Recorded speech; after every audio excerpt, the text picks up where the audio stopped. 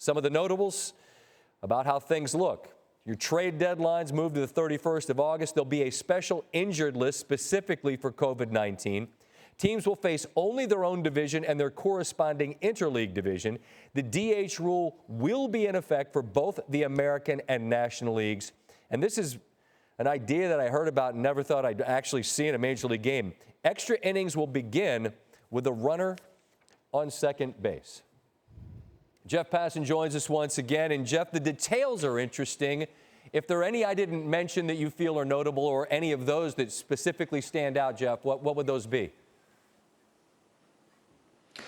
I mean, we've been waiting for the universal designated hitter, Scott, for what feels like decades now. But the runner starting on second base in extra innings is a really interesting one and something that's been in play in the minor leagues, in the World Baseball Classic. It will not be in play in the postseason. So if you are afraid that you're going to lose a postseason game because a runner's starting on second base in the 10th inning, then, you know, no fears. The idea behind doing it now, number one, is to test it out. But number two, more than that, we recognize that with this aborted second spring training, 3 weeks to get pitchers ready, guys' arms just aren't going to be the same. That's why rosters are going to start off at 30 for the first 2 weeks of the season and go to 28 before eventually settling at 26. But the idea of taxing arms again and again in these interminable 15, 16, 17 inning games, no, you just get it over with. The issue with this, of course,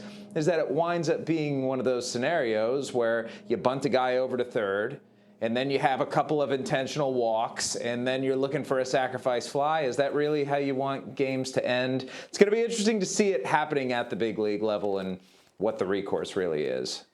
I don't want to bog down the conversation over this next topic, but I'm going to a degree, because anybody that ever played baseball, I don't care if you dipped or if it was a big old chaw or seeds, you spit. It's not an attractive habit, but it's what you do, man. And you can't spit, allegedly. Who's policing that, and what's the penalty? No. Listen, it's in the operations manual. In fact, there is a section. This is like 100+ page document. And you have to give credit to baseball and the players, honestly, for going to the lengths where there are paragraphs on spitting. And there's literally one, Scott, that says wet rag. There's a wet rag that pitchers are going to carry around in their pockets in lieu of, going like that and getting a little bit of moisture on their fingers to go to the ball. You are not allowed to lick your fingers on a baseball field anymore. And they are taking extreme and excessive lengths.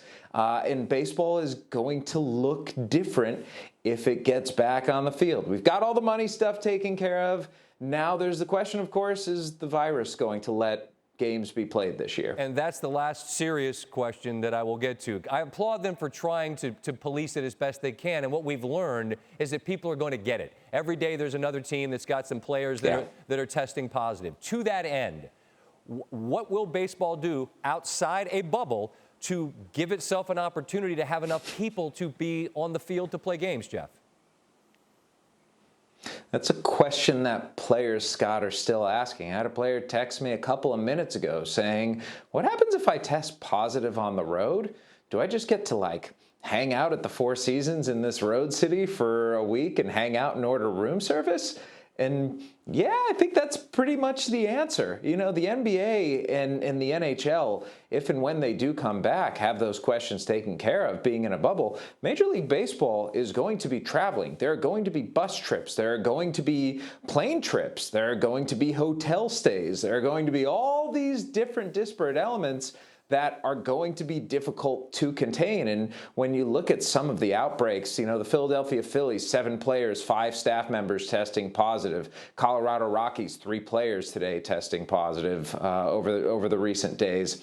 It's very interesting to note that Major League Baseball has not laid out exactly what the breaking point is going to be, if there are X amount of cases, or what sort of an outbreak is going to constitute shutting down a clubhouse. These are all things that we're going to be seeing in real time and are going to be awfully interesting to figure out how MLB actually handles it, and maybe giving a sense going forward of how other leagues are going to handle it, whether it's right or wrong, and learning lessons from MLB.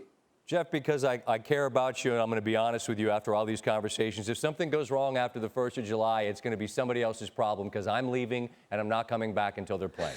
So I wish you and I wish baseball well, but I appreciate all you've done and the efforts on behalf of our show.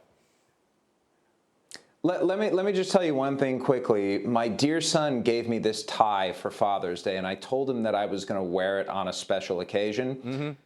Baseball's back. Feels like it's a special occasion. And the pocket square to match. Well done, Jeff, all around. I mean it. Great work on all of this. Thanks for the time, as always. Pleasure's mine, pal. Thanks for having me, as always. All right, so baseball's back. At least we got a plan on paper, as I said. World Series odds at Caesars Sportsbook. Dodgers and Yankees remain co-favorites, though their odds have lengthened slightly from the spring training status. 3 notable teams that saw their odds shortened from spring training all made the postseason last year. Twins at 15-1.